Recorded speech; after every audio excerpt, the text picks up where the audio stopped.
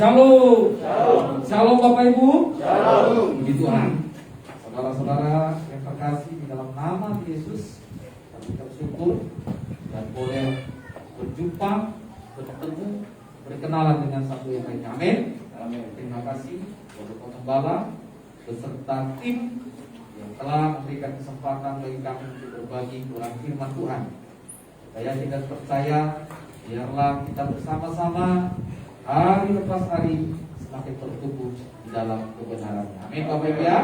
Nah saudara yang kasih Tuhan, ada pepatah berkata, ini pepatah dunia sebenarnya, tak kenal maka tak sayang, tapi sebenarnya kalau pepatah atau firman Tuhan berkata, bahkan orang yang tak dikenal sekalipun kita harus mengasihi. Amin. Amin. Nah udah pikir tak apa-apa. Ya saya perkenalkan nama saya teman ya. Nama saya Junior Nathan Silalahi. Kalau sudah ada marga Silalahinya, saya tidak percaya Bapak Ibu sudah tahu asalnya dari mana ya? Silalahi. Itu orang bilang dari Korea Utara katanya. Sebenarnya itu dari Zaporizhzhia loh. Dari Belgia katanya, dari Belgia maksudnya.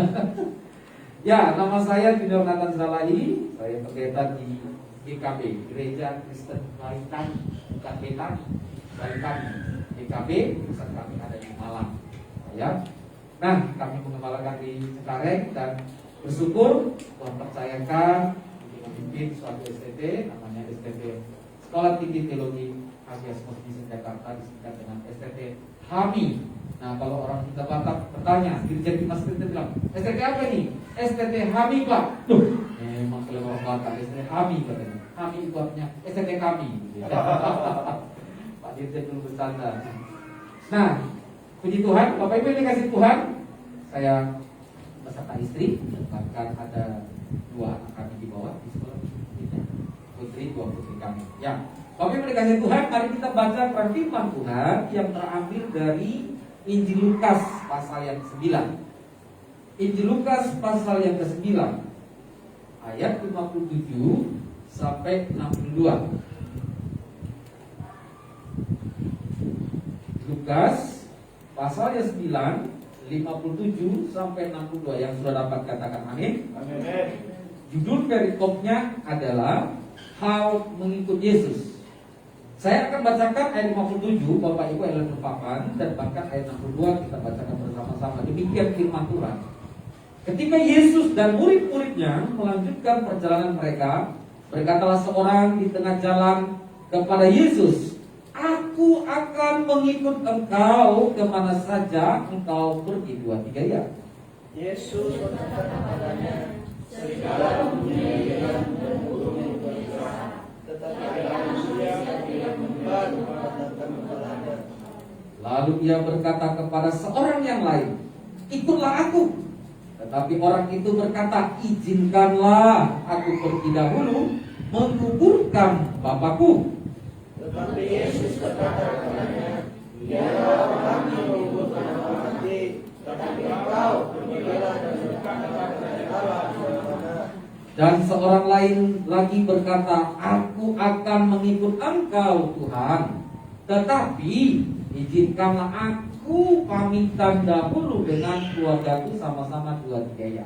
Tetapi Yesus berkata, setiap orang yang siap untuk mengajak tetapi menoleh ke belakang tidak layak untuk kerajaan Allah. Amin.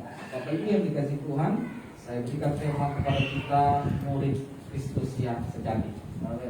Murid Kristus yang sejati. Bapak Ibu yang dikasih Tuhan, ini menarik sekali.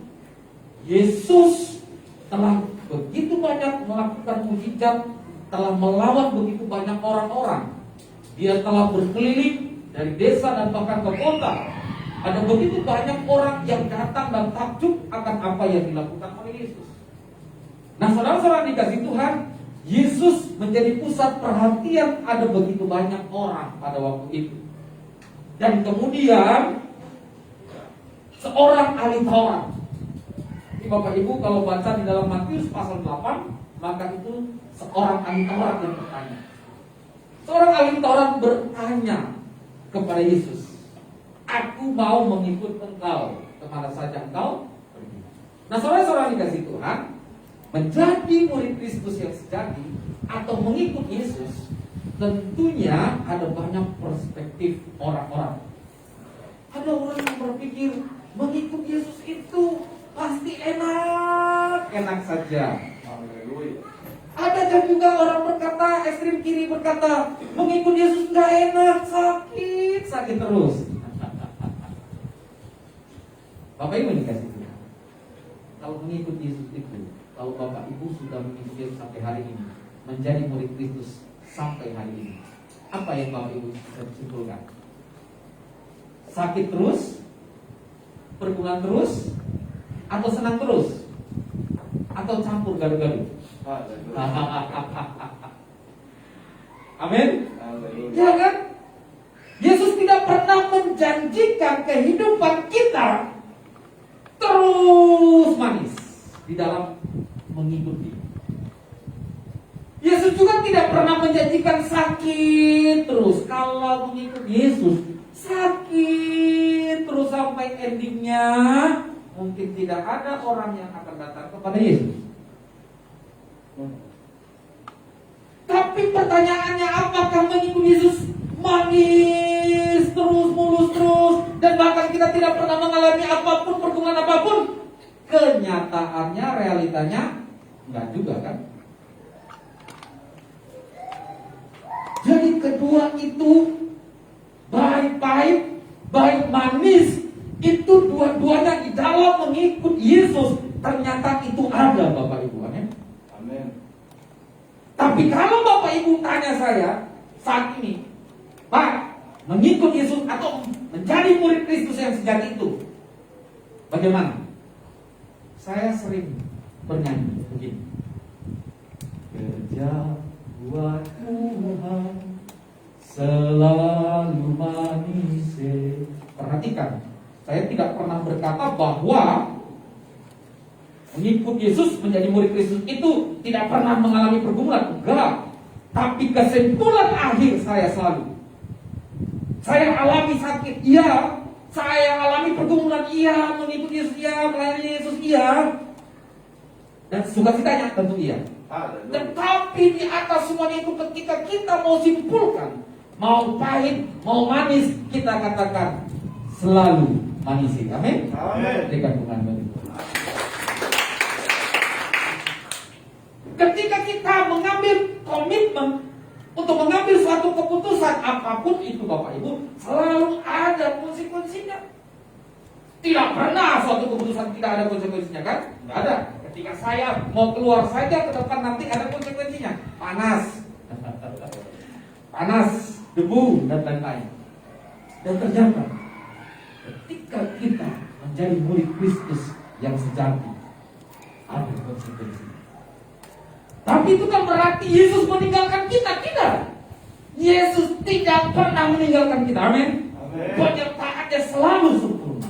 Yes. Penyertaanmu sempurna, rancanganmu penuh damai, aman dan sejahtera. Walau, perhatikan tuh, aman dan sejahtera walau di. Nah, ini dia mengikut Yesus. Jadi jangan pernah berpikir tidak ada pergumulan. Enggak. Itu Yesus tidak pernah janjikan itu. Tapi di tengah-tengah pergumulan ada aman, damai, dan sejahtera. Yes. Karena dia ada di tengah-tengah dan kehidupan kita. Amin. Nah, saudara yang dikasih Tuhan, mari kita lihat, mari kita cek apa yang dikatakan Yesus.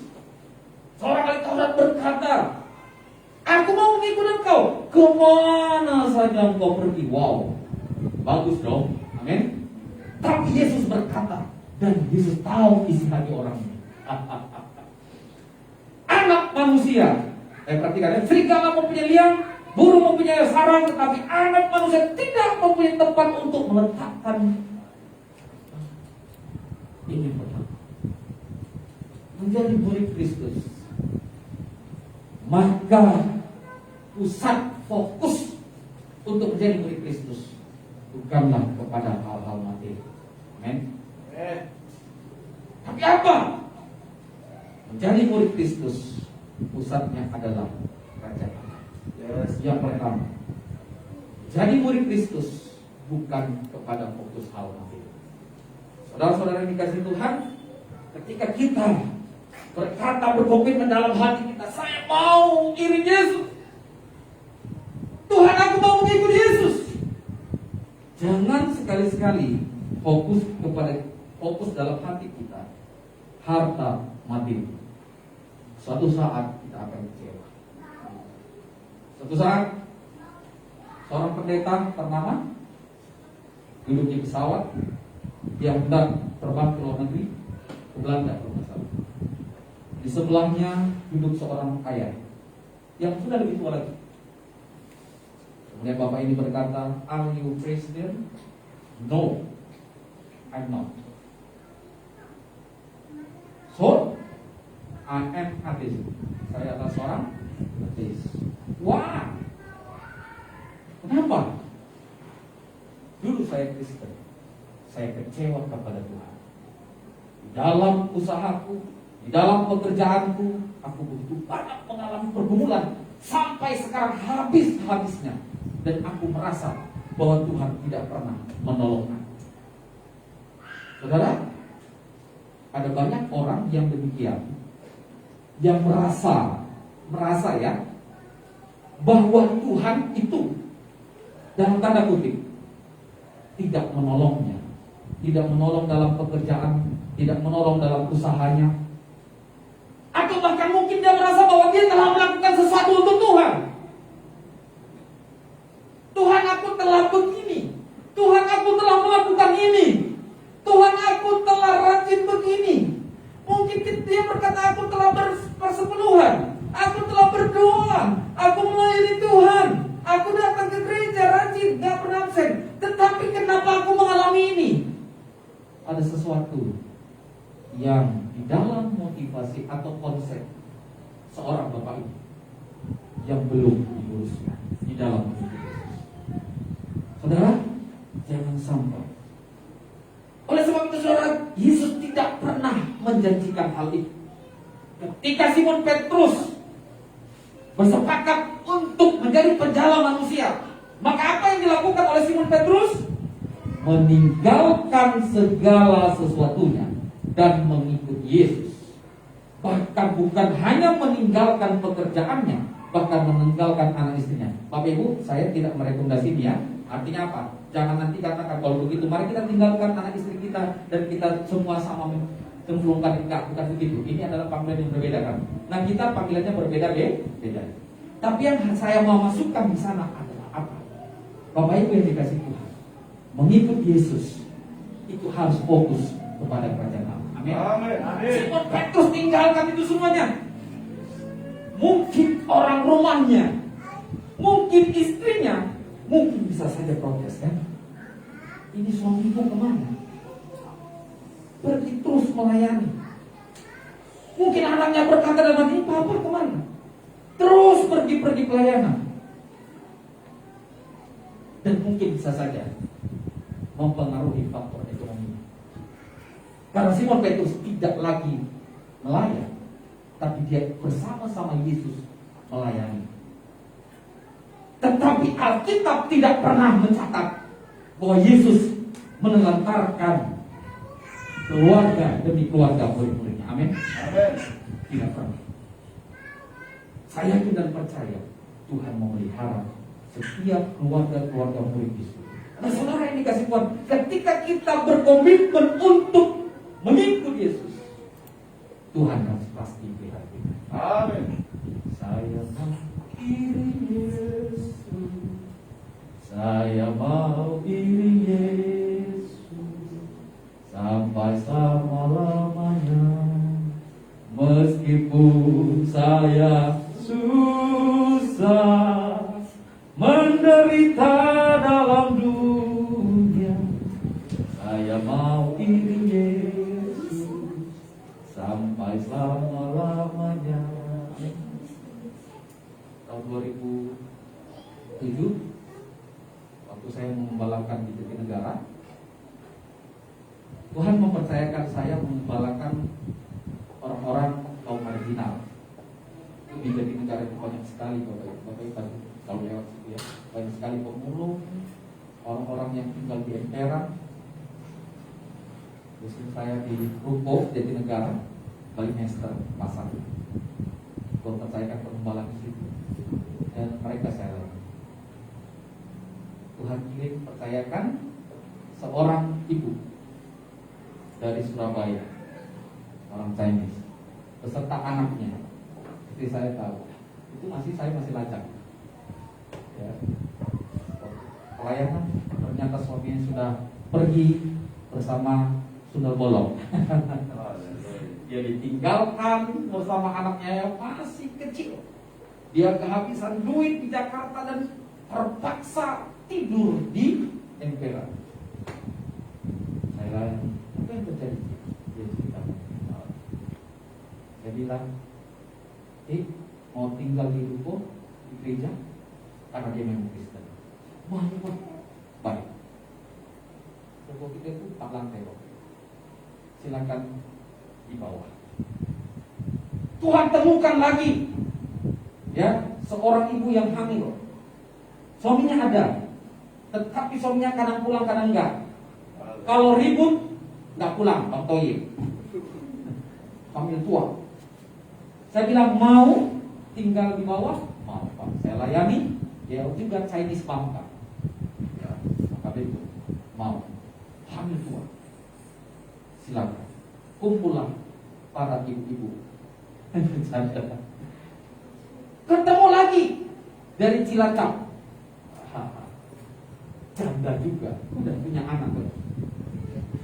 Layani lagi, baptis, tinggal di sana.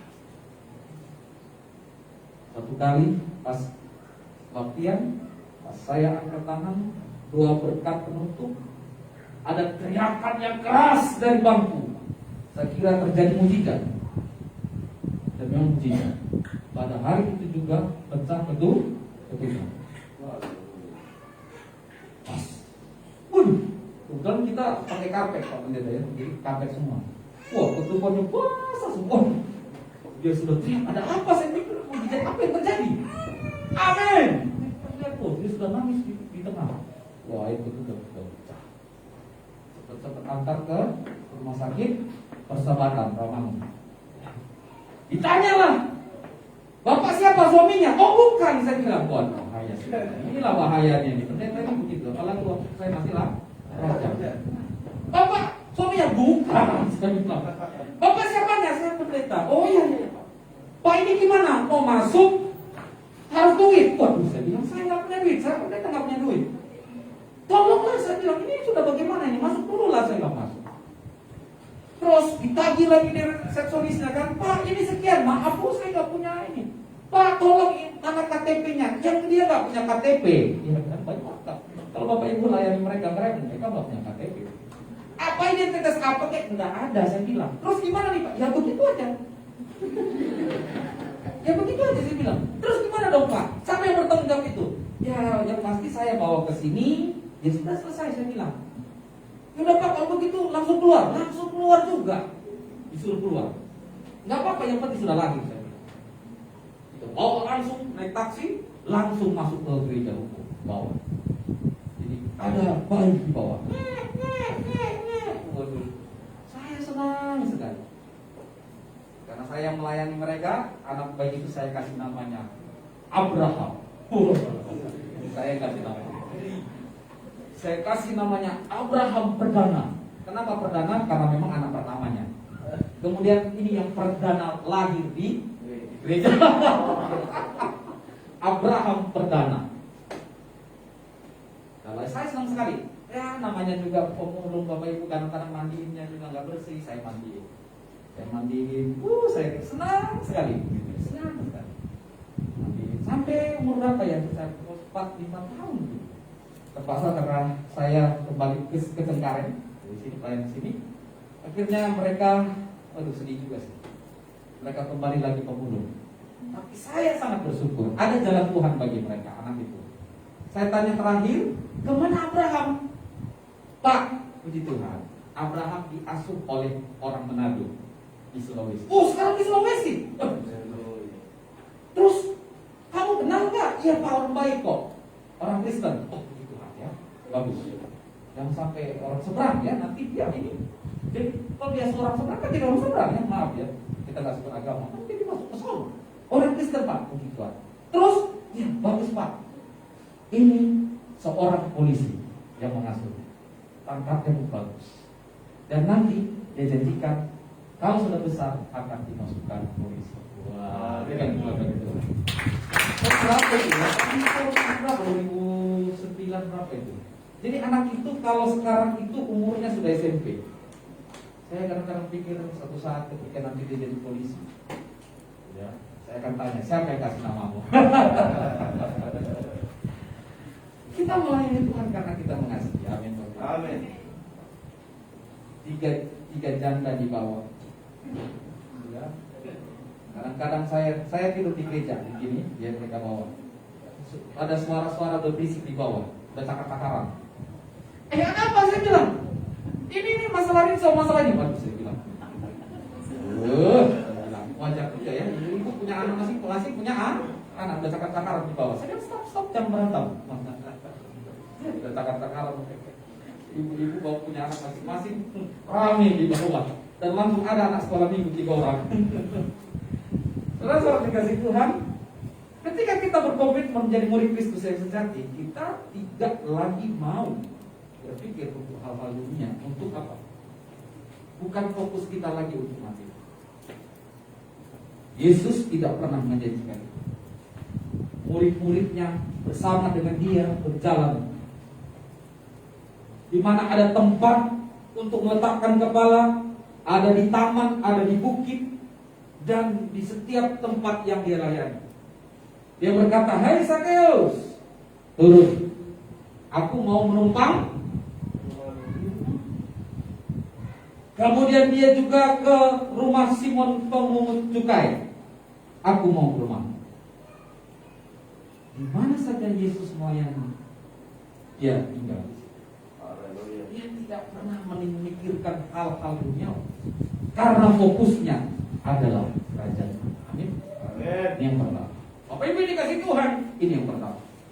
Nah berikutnya, yang kedua kita lihat di sana.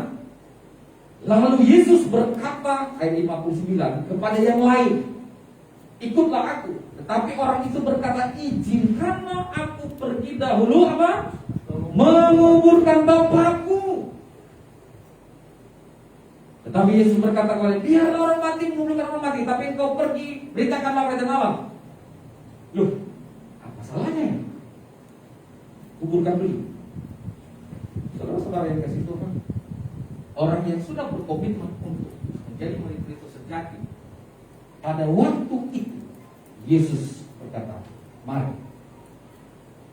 Jadi orang itu sedang diperhadapkan dua pilihan.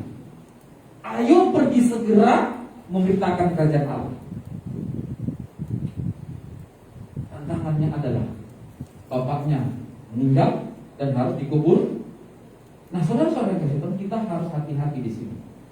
Ada orang yang terlalu ekstrim, ya, jangan sampai ya, orang tuanya meninggal dan dia katakan firman Tuhan ini kepada orang tuanya, keluarganya.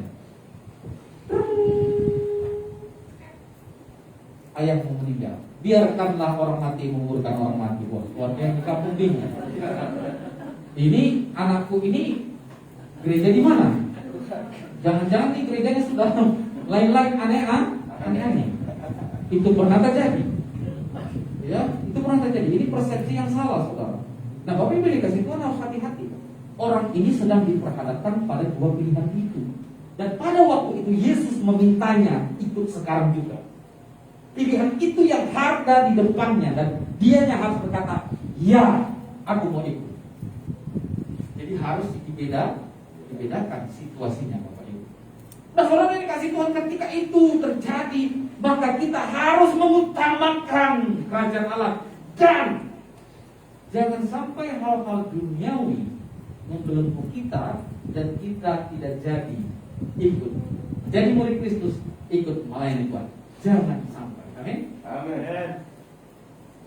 Saya senang menonton film rohani, Bapak Ibu.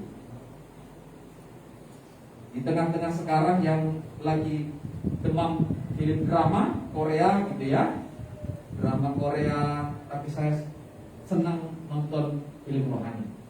Gak apa-apa sih nonton drama Korea, gak apa-apa ya, tetapi jangan keseringan. Karena waktu lihat cowok Korea nanti lihatnya suaminya, kok suami saya begini nonton, oh ini cowok Korea pakaiannya bagus-bagus, turun dari mobil mewah, joget-joget di atas pentas gitu kan. Kok suami saya boro-boro joget di atas pentas gitu kan. Ya sudah bulat begini gitu ya. Ya boleh saja sekali-sekali, tapi jangan keseringan. Ya, keseringan lewat apa, lihat cowok Korea nanti pas lihat suami, waduh kok ya ini apa, lupa kenyataan. Yang cewek-cewek juga jangan terlalu sering nonton drakor. Kenapa? Karena pada realitanya yang datang mendekatimu bukan cowok Korea, ya. Kita harus hidup dalam dunia realita. Itu intermezzo.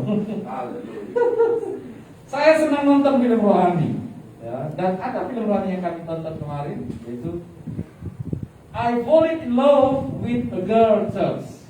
Saya jatuh cinta kepada seorang wanita yang di gereja, kira-kira ya. Namanya Miles. Miles ini orang yang sangat-sangat buruk, jahat saudara. Dia gangster, narkoba, ya, perdagangan narkoba. Orang tuanya nasihatin dia nggak mau peduli. Hasil dari gangsternya, narkobanya, dia punya usaha yang lain, ya, klub dan sebagainya. Dia jatuh dalam pergaulan yang buruk, dua semuanya dah. Tapi hartanya begitu banyak, sangat banyak. Tapi ternyata ibunya sangat mengasihi Tuhan Yesus. Selalu ibunya katakan, Miles, bertobatlah, ayolah ke gereja lagi. No mau, Miles, ke gereja. Kamu tahu mah, aku dulu udah lama nggak ke gereja dan saat ini aku nggak mau lagi ke gereja. Selalu ibunya nasihat itu. Ibunya ternyata menyimpan penyakit yang sangat parah, sangat-sangat parah.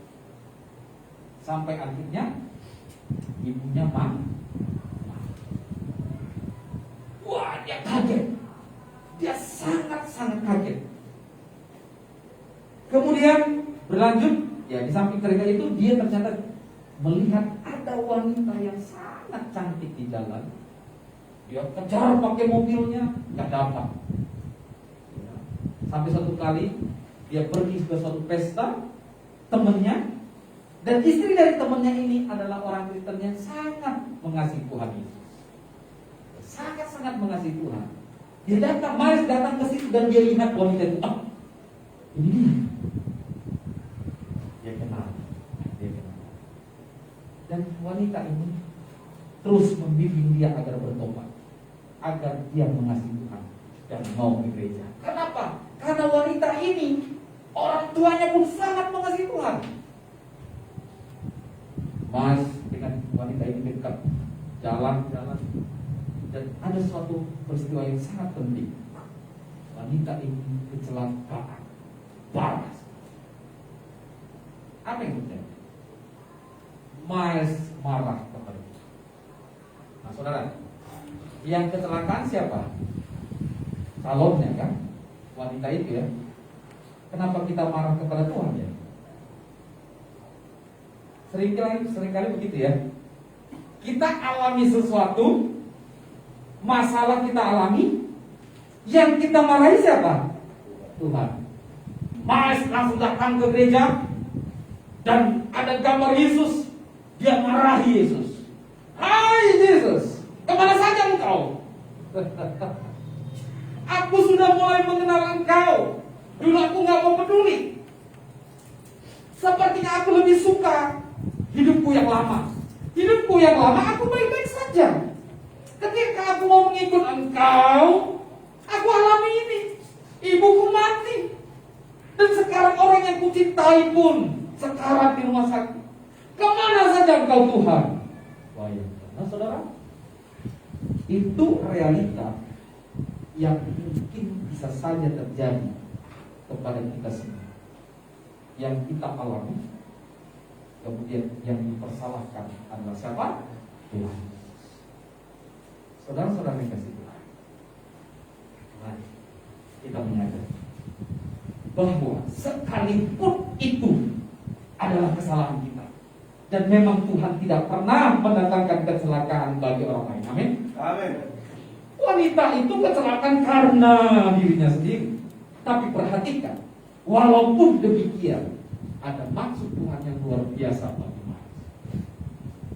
Di atas kesalahan kita, di atas perbuatan kita yang memang salah, Tuhan bekerja. Amin. Luar biasa. Maris pandangannya kepada Yesus salah. Dia salahkan Yesus.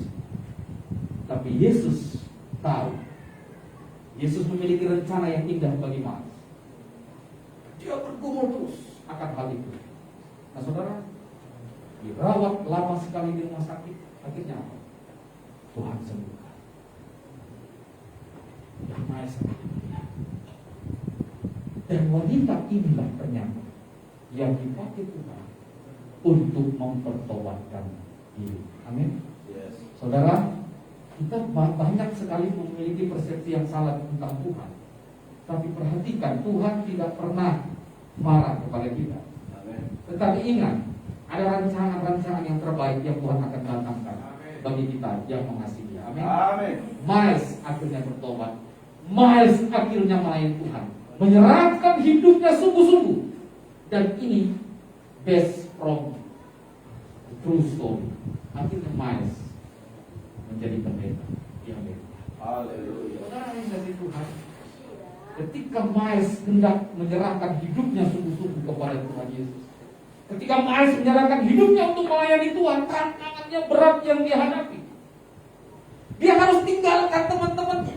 Dia harus tinggalkan harta yang begitu banyak dari harta narkoba itu.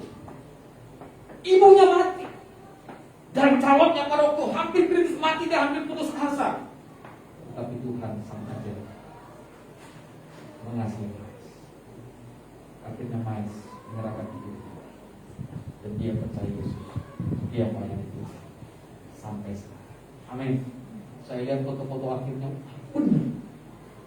Dia Miles itu diangkat dari cerita sesungguhnya. Jadi begitu. Kalau ibu, ya ibu khususnya sering-sering nonton film rohani, jangan film drakor. Baik, itu intermezzo. Itu yang kedua, bagi dikasih Tuhan. Yang ketiga, mari kita lihat, ya. Dan seorang lain lagi berkata, aku mau mengikut Engkau Tuhan, tetapi izinkan aku pamit dahulu dengan keluargaku. Yesus berkata, setiap orang yang siap membaca tetapi menoleh ke belakang tidak layak untuk kerajaan Allah. Saudara-saudara yang kasih Tuhan, ketika kita mengambil komitmen, jangan pernah menoleh lagi. Kenapa? Karena orang yang menoleh itu tidak akan mendapatkan hasil yang maksimal. Bapak Ibu, saya tidak percaya karena saya juga di Medan itu ibu saya seorang petani. Bapak saya bukan petani, ibu saya petani. Bapak saya seorang pegawai. Saya sering juga diajak waktu kecil ke sawah. Ada yang bacak ya. Kalau bacak sawah itu kan bisa pakai sapi atau kerbau, beda. Ada sapi, ada kerbau, dan ada ininya kan. Diikat bisa satu sapi, bisa dua, dan ada orang yang naik kan. Jadi itu pakai cambuk, kemudian pada talinya, ya, membaca. Nah, saudara kasih Tuhan, itu seorang pembajak harus benar-benar konsentrasi. Kalau tidak, apa yang terjadi? Kadang-kadang itu tidak rapi, ya, bajakannya. Kalau dia menoleh ke belakang, bahaya. Bisa apa? Keluar dari arena sawah. Yang kedua, kalau dia menoleh ke belakang, apa yang terjadi? Hasilnya tidak maksimal. Ya, itu ini diambil dari orang yang membajak sawah. Jadi harus pernah satu kali karena orang membajak sawah ini di daerah saya. Karena dia main-main, apa yang terjadi? Itunya lari kabur, lepas itunya, apa namanya, kayunya itu, dan dia masuk ke sawah, bukannya masuk ke bawah. Jadi seorang pembajak sawah harus fokus kemana? Ke depan. Jangan pernah menoleh ke belakang. Ini merupakan suatu gambaran bahwa ketika kita berkomitmen mengasihi Tuhan, melayani Tuhan, menjadi murid Kristus, tetap fokus ke depan. Amin. Seorang yang mengendari mobil, jangan terlalu sering melihat ke belakang. Dan bahkan seorang mengendari mobil, jangan terlalu sering melihat spion. Terlalu sering juga bahaya. Cukup sesekali-sekali. Kalau kita mau ke kiri, kita lihat sen ya, kanan kita lihat. Dan itu harus gerak cepat. Karena kalau kita lihat terus, bisa jadi ada orang yang nyelip. Dulu waktu saya mengendari motor, saya jengkel kepada pengendara mobil. Sekarang saya mengendari mobil, saya jengkel kepada pengendara motor. Nah, ini bahaya. Dan akhirnya saya bertobat, saya bilang dia sama aja. Mau pengendara motor, mau kayaknya sama aja. Kadang-kadang kita udah jalan asik-asik gitu kan, tiba-tiba ada yang masuk terus, rem. Kalau udah cepet rem, sudah kena. Aduh Tuhan Yesus. Bahaya ya. Kita harus fokus. Itu kekuatan fokus itu dahsyat. Kalau kita main Tuhan, mengasihi Tuhan sungguh-sungguh, jangan pernah takut. Tuhan yang memelihara kita. Yes, amin. Tuhan tidak pernah meninggalkan kita. Jangan pernah lagi menoleh kehidupan yang lama. Jangan pernah lagi melakukan kehidupan yang lama, perbuatan yang lama, perbuatan daging. Jangan pernah lagi mundur. Ini pernah terjadi kepada Simon Petrus. Ketika Yesus ditangkap, dia balik lagi kehidupannya yang lama. Dan akhirnya Yesus sang gembala itu merangkul Simon, gembalakanlah domba. Saudara dikasih Tuhan, memang di dalam mengikuti ada pergumulan, tapi jangan pernah kembali kepada kehidupan yang lama. Kita harus setia dan tetap berjalan kepada Yesus dan melayani Dia. Amin. Amin. Ada seorang misionaris bernama David Blood dari Inggris. Dia bersama istrinya diutus ke Afrika. Rasa-rasanya berat. Tapi karena David Blood sangat mengasihi Tuhan, dia akhirnya bersama istrinya harus pergi ke Afrika. Afrika yang masih hutan belantara, jauh dari sarana prasarana. Tapi karena David mengasihi Tuhan, dia mau mengizinkan. Di tengah hutan, David Blood membangun rumah kecil-kecilan ala kadarnya dari lingkungan hutan sekitar. Dia potong, dia taruh, gak ada lampu, gak ada apa-apa, gelap. Tapi karena dia mengasihi Tuhan, dia harus lakukan bersama istri. Lahir anak pertama, namanya Eki. Ini dari kisah nyata seorang misionaris, David Blood. Nanti Bapak Ibu bisa searching di internet ya. Lahir anak pertama, dan ketika lahir anak yang kedua, istrinya mengalami sakit yang sangat keras. Anak yang kedua ini adalah laki-laki. Sakit keras. Lahir, istrinya meninggal di rumah yang sangat kecil, di tengah hutan belantara Afrika. Meninggal. David sangat sedih sekali. Bayangkan dia adalah seorang misionaris, dia adalah seorang ayah yang harus mengasuh anaknya kecil-kecil. Anaknya Egi masih kecil. Yang satu yang laki-laki baru lahir. Istrinya meninggal. Sementara dia harus melayani Tuhan. David Blood kacau. Pikirannya kacau berkarut. Tapi walaupun demikian, David Blood tetap melayani Tuhan. Dia injili anak-anak kecil, bocah-bocah kecil Afrika. Dia injili. Dia bangun pos-pos sekolah minggu. Dia kumpulkan anak-anak itu. Dan luar biasa, ada begitu banyak anak-anak yang mau percaya Yesus. Hingga akhirnya David Blood tua, dan dia menyelesaikan pelayanannya. Walaupun kamu berat sekali karena melayani di tengah-tengah hutan. Seolah-olah tidak ada harapan. Tapi yang luar biasanya apa, Bapak Ibu? Salah satu bocah dari kecil ini, anak Afrika ini, ternyata menjadi misionaris.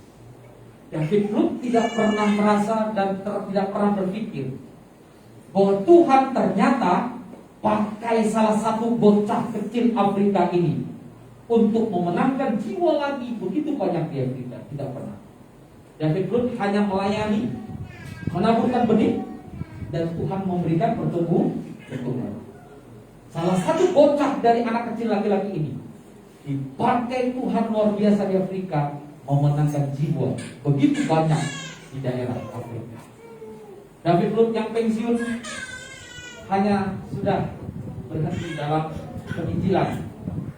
Dia tidak lagi melayani penginjilan ke sana kemari. Sampai suatu saat sang bocah ini berkata, saya adalah bocah kecil yang dulu pernah engkau layani di Afrika. Saya sekarang melayani Tuhan, menyerahkan hidup saya. Dan saat ini saya sudah mengembalakan dia. David, datanglah ke tempat kami.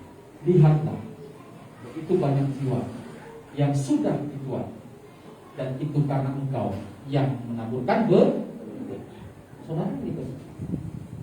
Ketika David Lut mengalami hantaman itu, istrinya meninggal, anak-anaknya masih kecil, dia merasa seperti tidak ada harapan, saudara. Dia juga merasa kok begini pelayanan ini. Tetapi lihatlah, benih yang ditaburkan tidak pernah kembali dengan sia-sia. Anaknya Egi, yang perempuan yang pertama, menjadi misionaris yang hebat juga di Afrika. Ketemu Egi, ini ya, yang ini bocah ini berkata, hai, dia kenalkan tadi. Oh ya, dia adalah ayahku. Si Egi kata, ya, ayahmu David yang memenangkan kami, memberitakan Injil kepada kami waktu kecil-kecil. Dan sekarang saya melayani Tuhan. Waduh, Egi juga kata, saya sekarang melayani Tuhan. David yang tua, sepertinya nggak ada harapan. Tetapi coba lihat hasilnya. Tuhan besarkan, Tuhan besarkan. Amin. Tidak ada pernah benih yang jatuh sia-sia. Amin. Yes. Ditaburkan di tanah yang subur, dia akan bertumbuh dan bahkan berbuah. Amin. Bapak Ibu kasih Tuhan, jadilah murid Kristus yang setia. Layani Tuhan, kasihi Tuhan. Tuhan Sang Pembala Agung akan memelihara kita. Amin. Berikan kemuliaan.